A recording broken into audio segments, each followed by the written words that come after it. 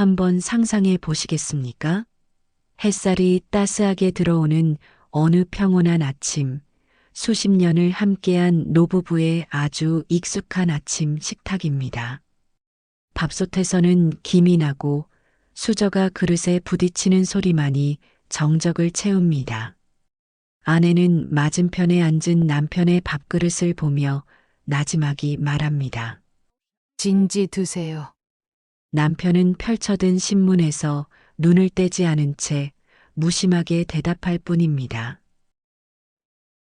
응, 아내는 국을 한술 뜨다가 무심코 남편의 얼굴을 봅니다. 남편의 눈가에 어제는 보이지 않던 작은 검버섯이 눈에 띕니다. 피곤해서 그런가? 어디 안 좋은 건 아닌가? 물어보고 싶은 말이 목구멍까지 차오릅니다.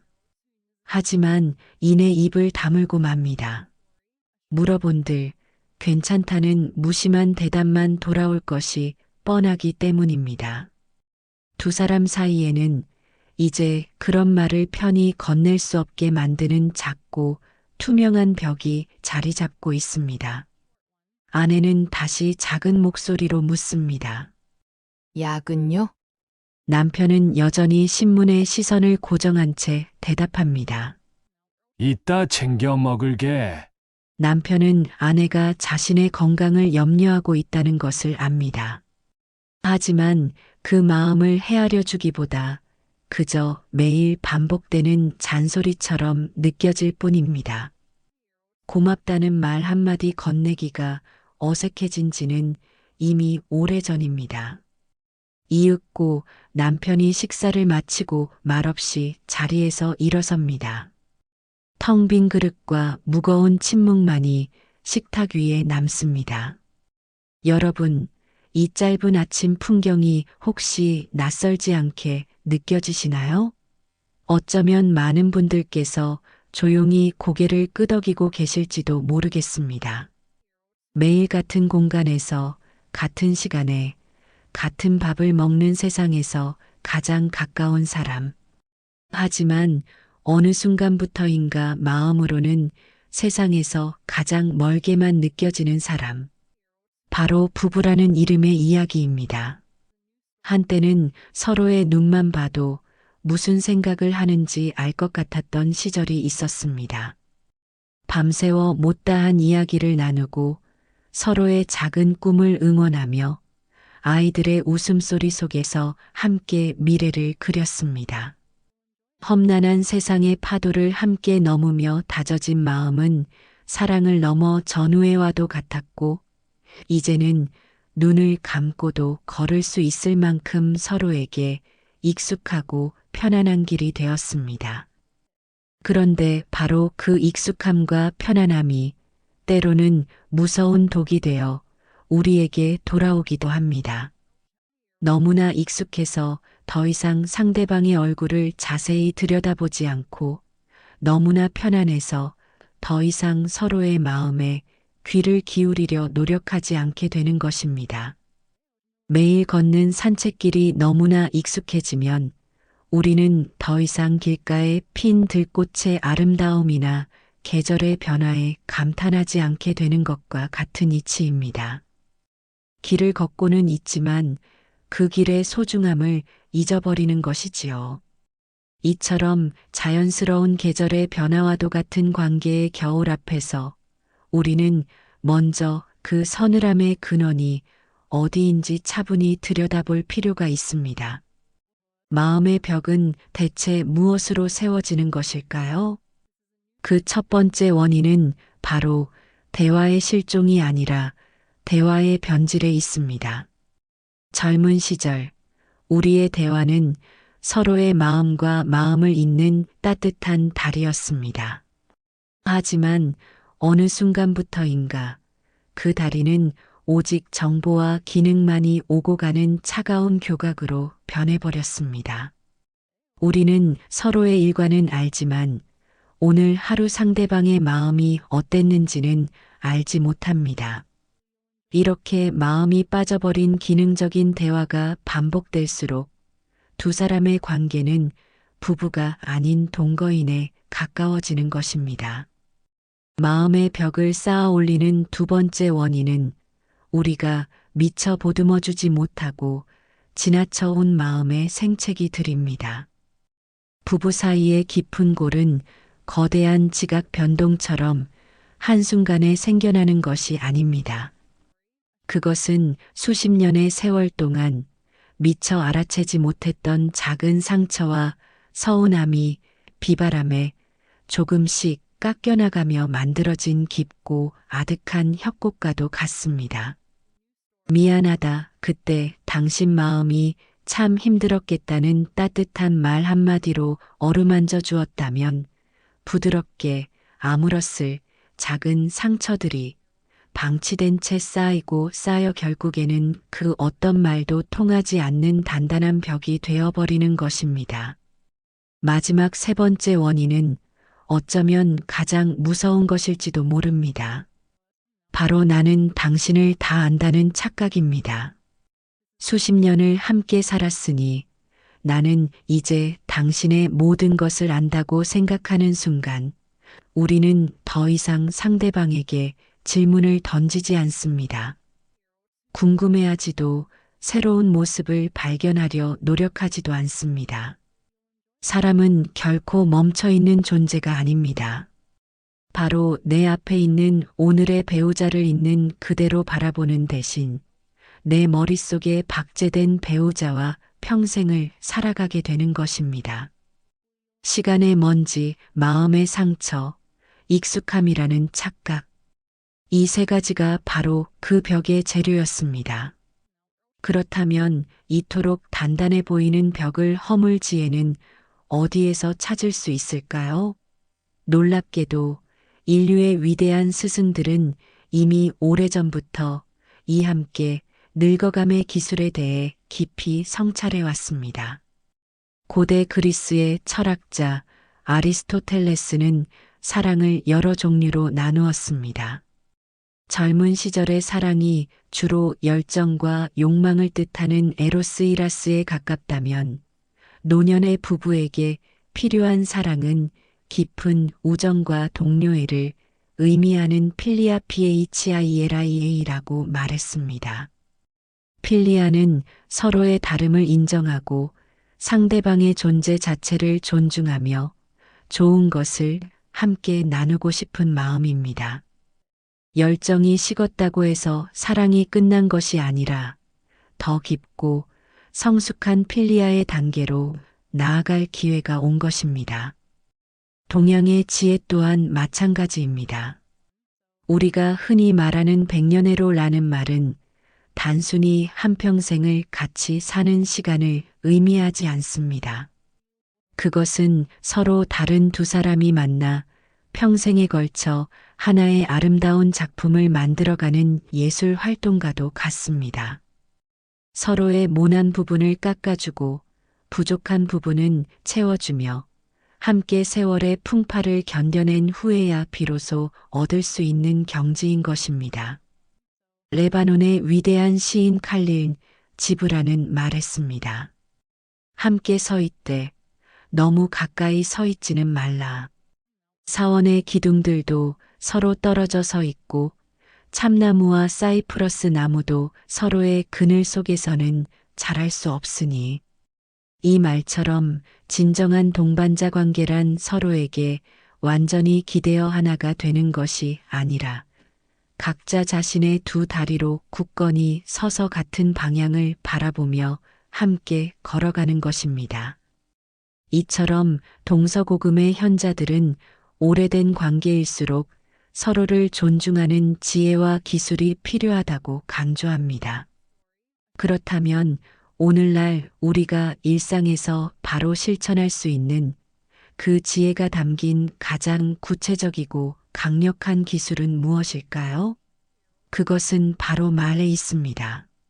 마음의 빗장을 여는 세 가지 열쇠와도 같은 말을 지금부터 소개해 드리겠습니다. 그 첫 번째 열쇠는 과거를 향한 따뜻한 감사, 그동안 참 고마웠어요, 입니다. 이 말은 단순히 고맙다는 인사가 아닙니다. 이것은 당신이 나와 함께 겪어온 그 모든 세월의 수고와 희생을 나는 잊지 않고 기억하고 있습니다라는 깊은 존중의 표현입니다. 당연하게만 여겼던 배우자의 희생과 노고를 인정하고 감사를 표현할 때 잊고 있던 긍정적인 과거의 기억들이 되살아나고 현재의 팍팍한 관계에 온기를 불어넣기 시작합니다.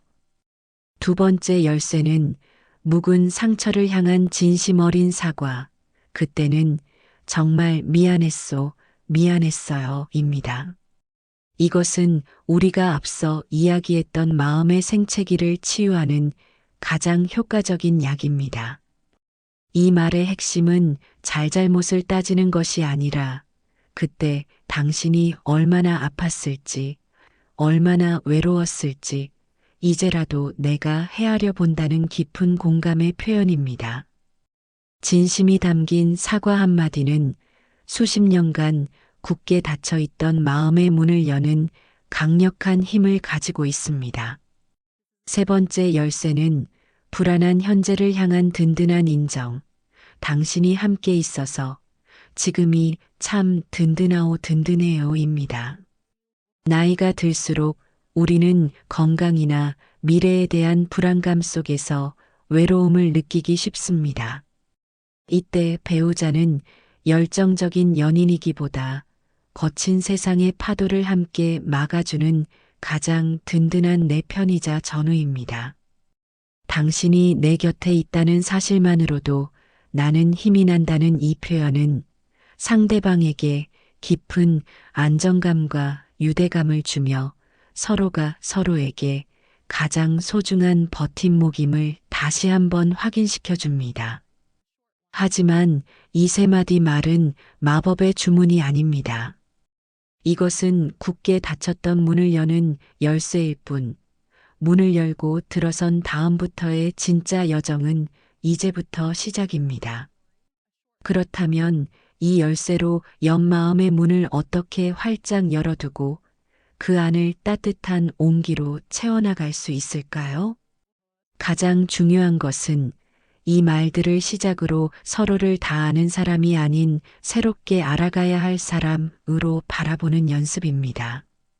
나는 당신을 다 안다는 오만한 착각을 내려놓고 오늘의 당신은 어떤 생각을 하고 어떤 감정을 느끼고 있을까 하는 겸손한 호기심을 가져야 합니다. 배우자가 새로 시작한 취미나 매일 보는 드라마에 대해 질문을 던져주고 그 대답을 진심으로 경청해 주는 것만으로도 관계는 놀랍게 변화하기 시작합니다. 부부의 관계를 낡고 해진 옷에 비유하는 분들이 있습니다. 하지만 저는 세월의 흔적이 더해져 더욱 깊고 아름다워지는 한 폭의 테퍼스트리에 비유하고 싶습니다.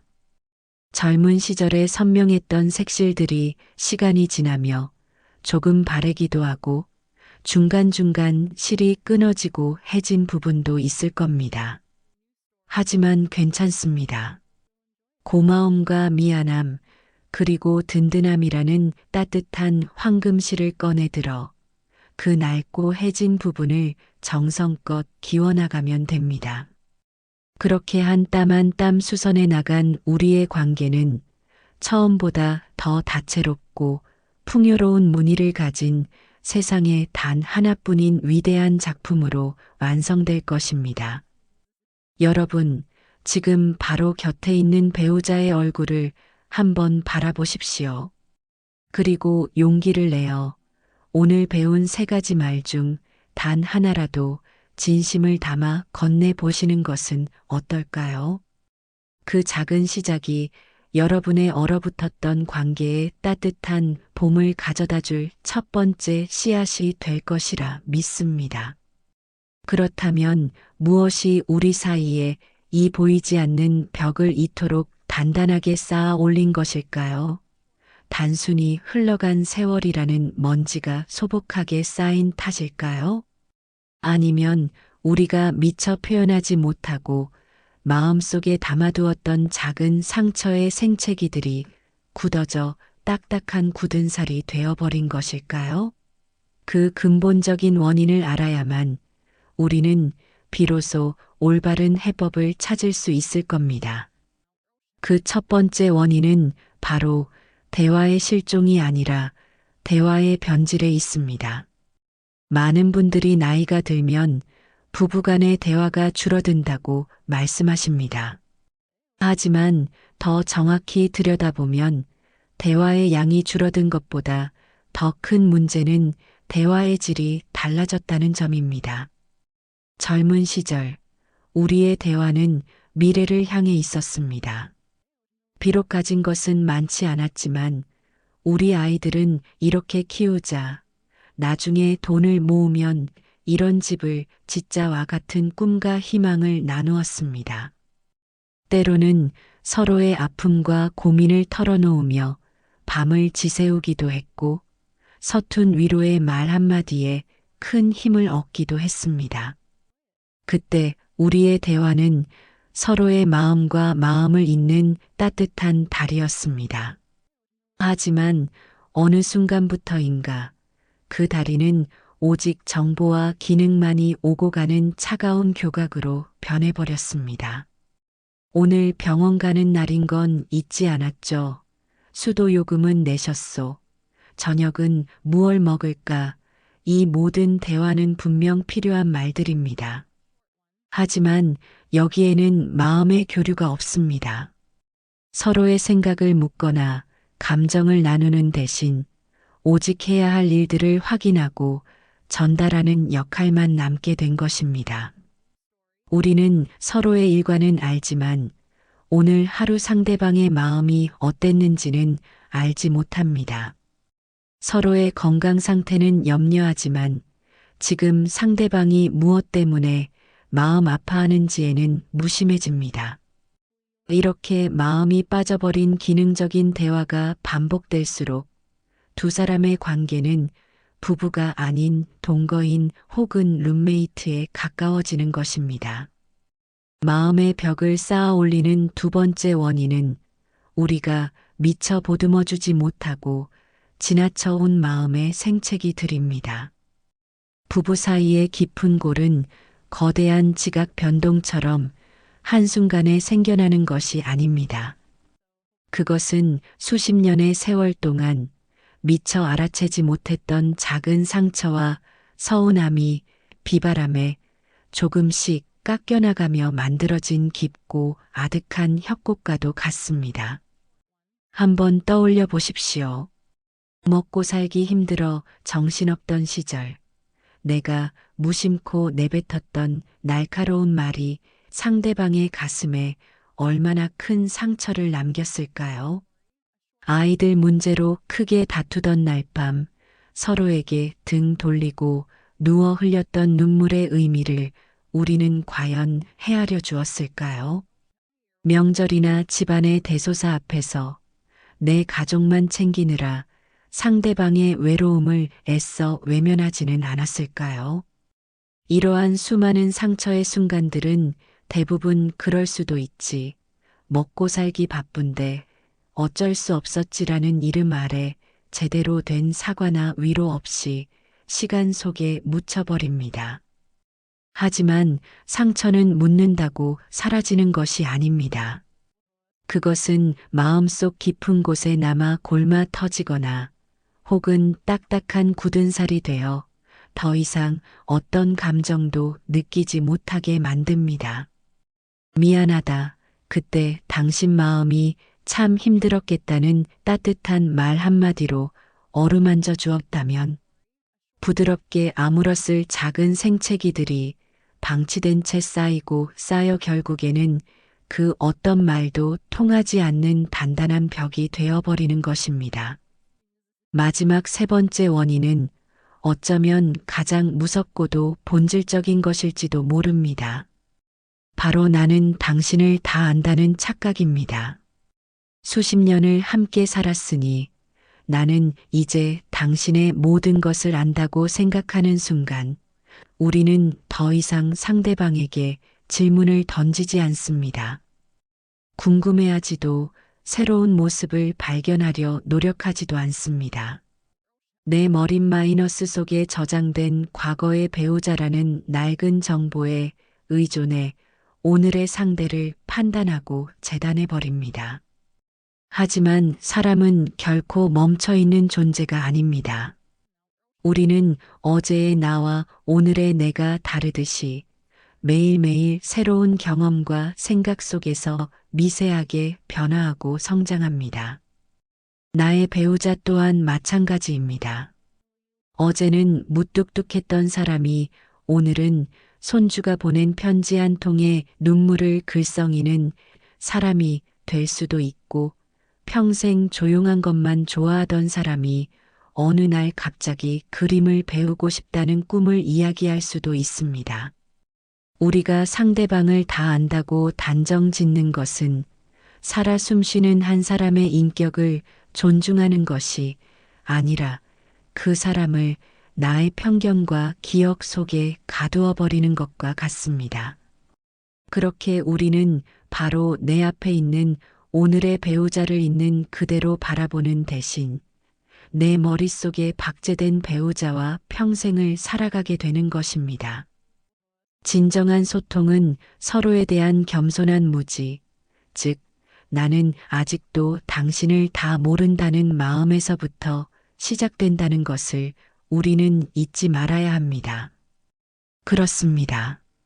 시간의 먼지와 마음의 상처, 그리고 익숙함이라는 착각이 바로 우리 사이에 단단한 벽을 쌓아 올린 재료였습니다. 그렇다면 이토록 견고해 보이는 벽 앞에서 우리는 그저 좌절하고 체념해야만 하는 것일까요?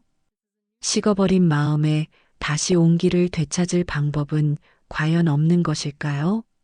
다행히도 인류의 위대한 스승들은 이미 오래전부터 이 함께 늙어감의 기술에 대해 깊이 성찰해 왔습니다. 그들의 지혜는 우리에게 지금 겪고 있는 관계의 겨울이 끝이 아니라 새로운 단계로 나아가는 과정일 수 있음을 알려줍니다.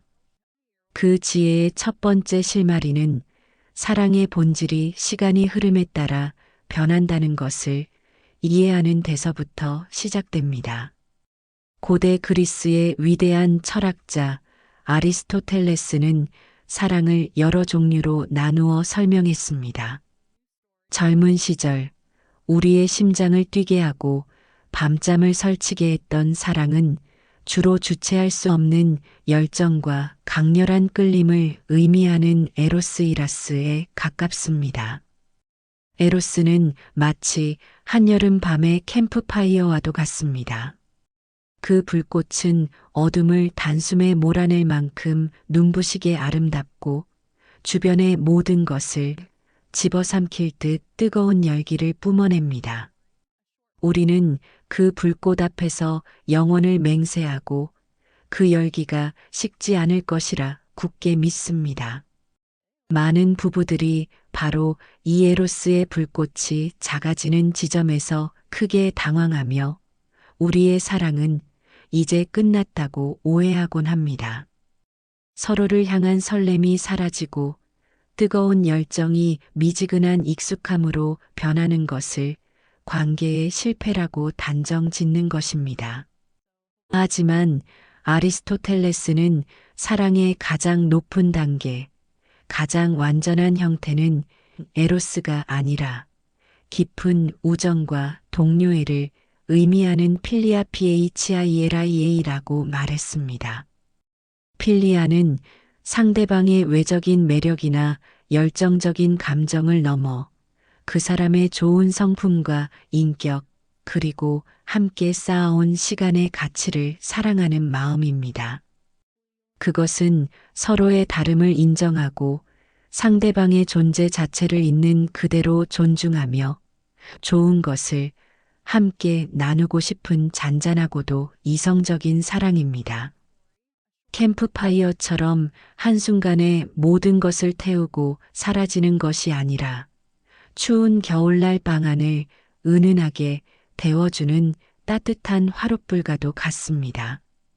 화려하지는 않지만 그 온기는 꾸준하고 깊으며 우리의 영혼을 평화롭게 만듭니다.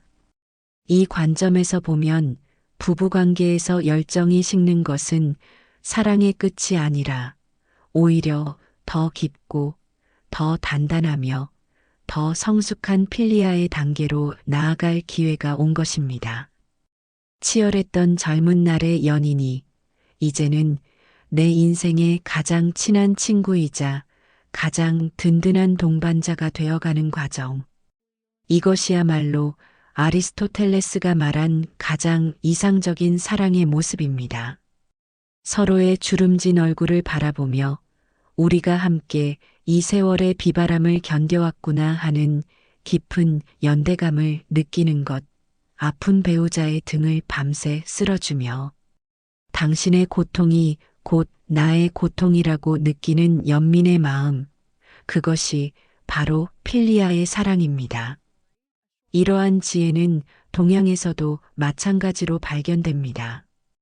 우리가 흔히 말하는 백년해로라는 말의 무게를 한번 생각해 보십시오. 이 말은 단순히 한평생을 탈 없이 같이 사는 시간을 의미하지 않습니다. 그것은 서로 다른 두 사람이 만나 평생에 걸쳐 하나의 아름다운 작품을 함께 만들어가는 고된 예술 활동과도 같습니다. 마치 두 명의 도예가가 하나의 물레 위에서 함께 항아리를 빚는 모습과도 같지요. 한 사람이 흙의 중심을 잡으면 다른 한 사람은 조심스럽게 손을 대어 모양을 만들어 갑니다. 때로는 손의 힘이 맞지 않아 모양이 찌그러지기도 하고 때로는 가마의 뜨거운 불을 견디지 못해 금이 가기도 합니다. 하지만 그 수많은 실패와 조율의 과정을 거쳐 마침내 완성된 항아리는 세상에 단 하나뿐인 둘만의 작품이 됩니다. 백년해로란 바로 그런 것입니다. 서로의 모난 성격을 세월 속에서 함께 둥글게 깎아주고 서로의 부족한 부분은 나의 장점으로 채워주며 함께 인생의 뜨거운 가마를 견뎌낸 후에야 비로소 얻을 수 있는 경지인 것입니다. 그것은 저절로 이루어지는 결과가 아니라 매일매일 서로를 향한 존중과 이해, 그리고 인내를 쌓아 올리는 의식적인 노력의 과정입니다. 그리고 그 노력의 과정 속에서 쌓이는 말로 표현할 수 없는 끈끈한 감정, 우리는 그것을 정이라고 부릅니다. 정이란 기쁨과 슬픔, 심지어 미움까지도 함께 나눈 세월이 녹아들어 만들어진 사랑보다 더 깊고 넓은 감정의 강물입니다.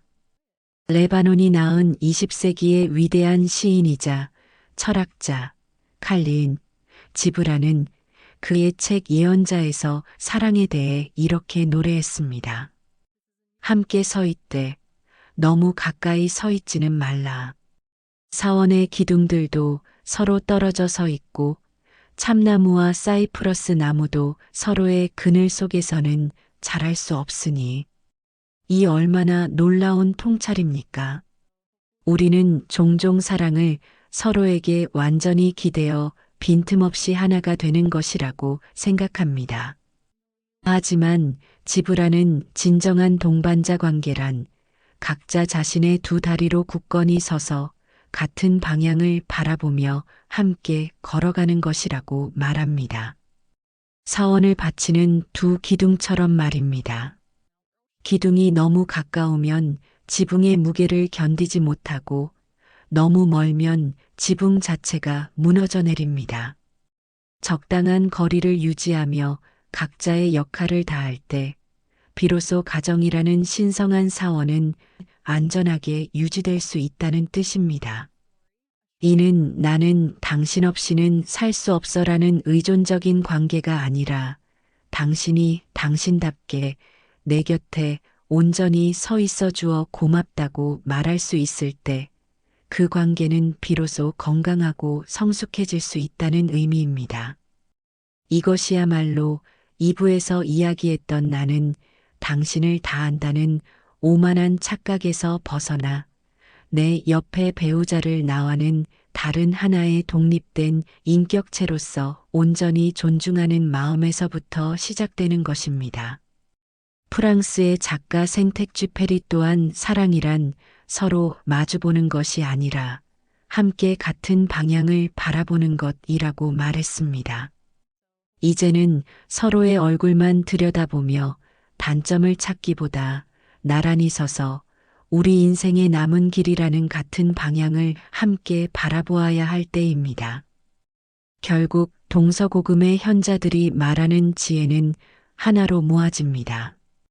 오래된 사랑이란 뜨거웠던 불꽃의 잔해를 아쉬워하는 것이 아니라 서로의 온기로 평생을 데워주는 화롯불의 가치를 깨닫고 두 사람이 함께 하나의 작품을 빚어가는 위대한 예술 활동임을 아는 것입니다.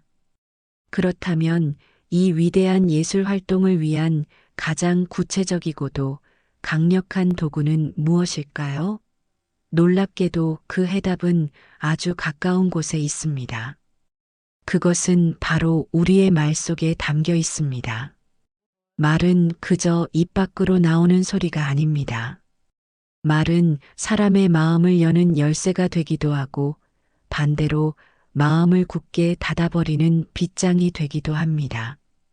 수십 년간 굳게 닫혀있던 배우자의 마음을 그리고 어쩌면 나 자신의 마음마저도 활짝 열 수 있는 기적의 열쇠 3가지를 지금부터 소개해 드리겠습니다.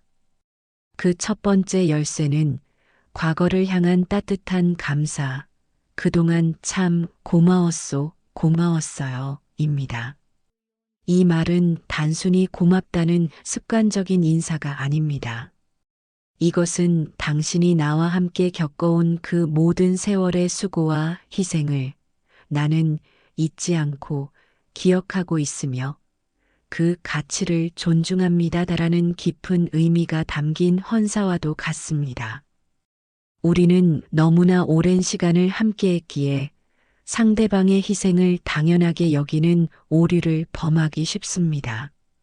남편은 아내가 묵묵히 차려내는 따뜻한 밥상과 깨끗한 옷을 당연하게 생각하고 아내는 남편이 평생을 짊어졌던 가장으로서의 무거운 책임감을 당연하게 생각합니다.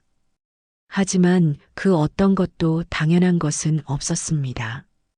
그 밥상에는 아내의 청춘과 인내가 담겨 있었고 남편의 어깨 위에는 가족을 위한 고된 노동의 시간이 새겨져 있었습니다.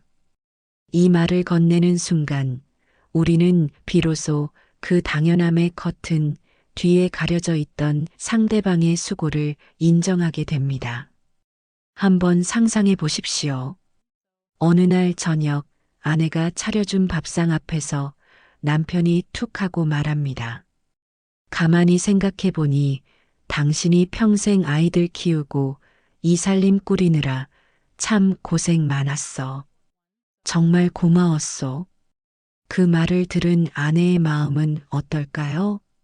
아마 처음에는 놀라서 이 양반이 왜 안 하던 소리를 하나 싶겠지만 이내 수십 년 묵은 서운함과 피로가 눈 녹듯 사라지는 것을 느끼게 될 겁니다. 반대로 아내가 남편에게 당신 덕분에 우리가 이만큼이라도 편안하게 사는 거예요. 거친 세상에서 우리 가족 지키느라 정말 애썼어요. 고마워요. 라고 말하는 순간 남편은 평생의 노고를 보상받는 듯한 깊은 위로를 받게 될 것입니다. 이 말은 부정적이고 서운했던 과거의 기억을 긍정적이고 따뜻했던 기억으로 재구성하는 힘을 가지고 있습니다. 두 번째 열쇠는 묵은 상처를 향한 진심 어린 사과, 그때는 정말 미안했소, 미안했어요, 입니다. 이것은 우리가 2부에서 이야기했던 마음의 생채기를 치유하는 가장 효과적인 약입니다. 수십 년을 함께 살면서 어찌 상처 주는 일이 없었겠습니까? 무심코 던진 말이 비수가 되어 가슴에 박히고 이기적인 행동이 상대에게 깊은 외로움을 안겨주기도 했을 겁니다. 문제는 대부분의 상처들이 제대로 된 사과 없이 시간 속에 묻혀버렸다는 점입니다. 여기서 중요한 것은 이 말이 결코 내가 잘못했다고 패배를 인정하는 것이 아니라는 점입니다. 이 말의 핵심은 잘잘못을 따지는 것을 넘어 그때 당신이 얼마나 아팠을지, 얼마나 외로웠을지, 이제라도 내가 헤아려 본다는 깊은 공감의 표현입니다. 나의 행동으로 인해 상처받았던 상대방의 감정을 인정하고 위로해 주는 것입니다. 예를 들어, 과거에 사업 실패로 온 가족을 힘들게 했던 남편이 아내에게 이렇게 말하는 겁니다.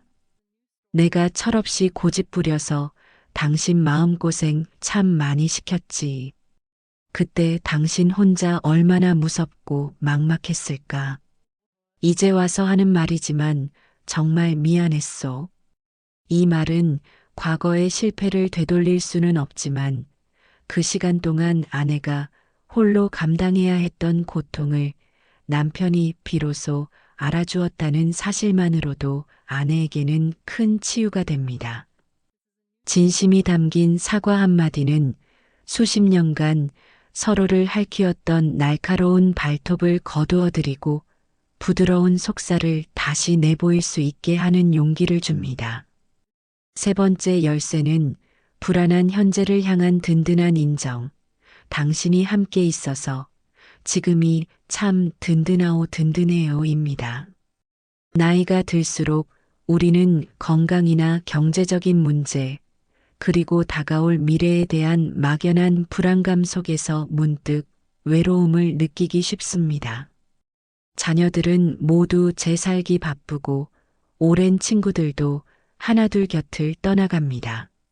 이때 이 험난한 인생의 마지막 고개를 함께 넘고 있는 내 옆의 배우자만큼 소중한 존재는 없습니다.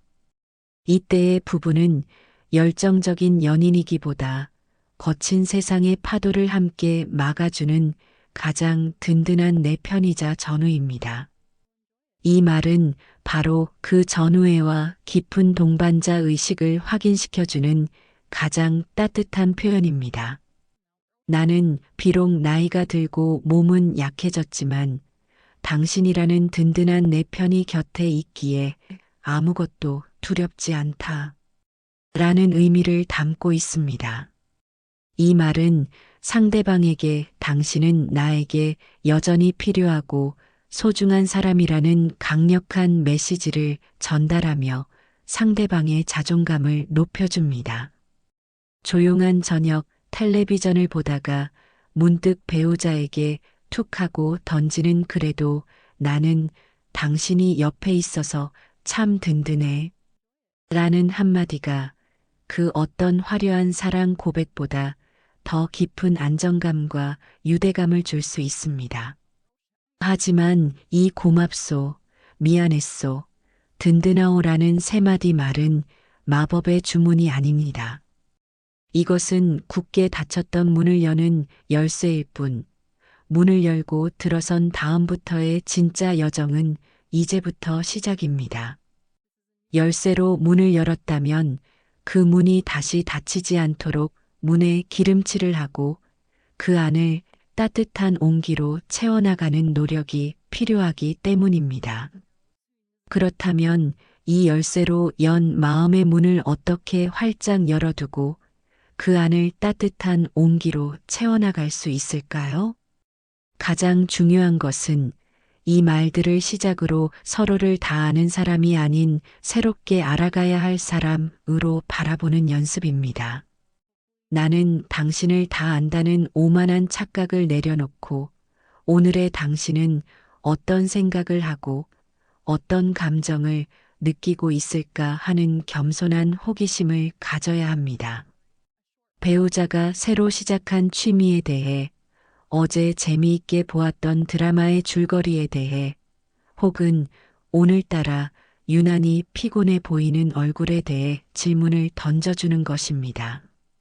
그리고 그 대답을 중간에 끊거나 판단하지 않고 마치 처음 듣는 이야기처럼 진심으로 경청해 주는 것입니다. 이러한 작은 관심과 질문들이 말라버렸던 관계의 강에 다시 새로운 물이 흐르게 하는 샘물이 되어줄 것입니다. 부부의 관계를 낡고 해진 옷에 비유하는 분들이 있습니다. 하지만 저는 세월의 흔적이 더해져 더욱 깊고 아름다워지는 한 폭의 테피스트리에 비유하고 싶습니다. 테피스트리란 여러 가지 색실로 그림을 짜넣은 직물을 말합니다. 우리의 수십 년 결혼 생활이라는 거대한 테피스트리에는 젊은 시절의 열정이 담긴 선명한 붉은 실, 아이들을 낳고 기르던 기쁨이 담긴 화사한 노란 실이 짜여 있습니다.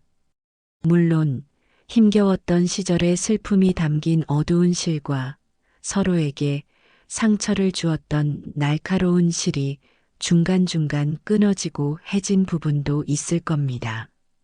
하지만 괜찮습니다.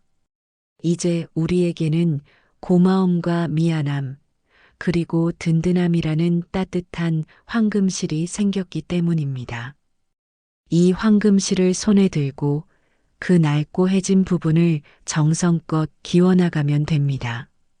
상처로 끊어진 곳은 미안함이라는 실로 단단히 이어주고 빛이 바랜 곳은 고마움이라는 실로 다시금 윤기를 더하며 전체적인 바탕은 든든함이라는 굵은 실로 더욱 튼튼하게 보강하는 것입니다.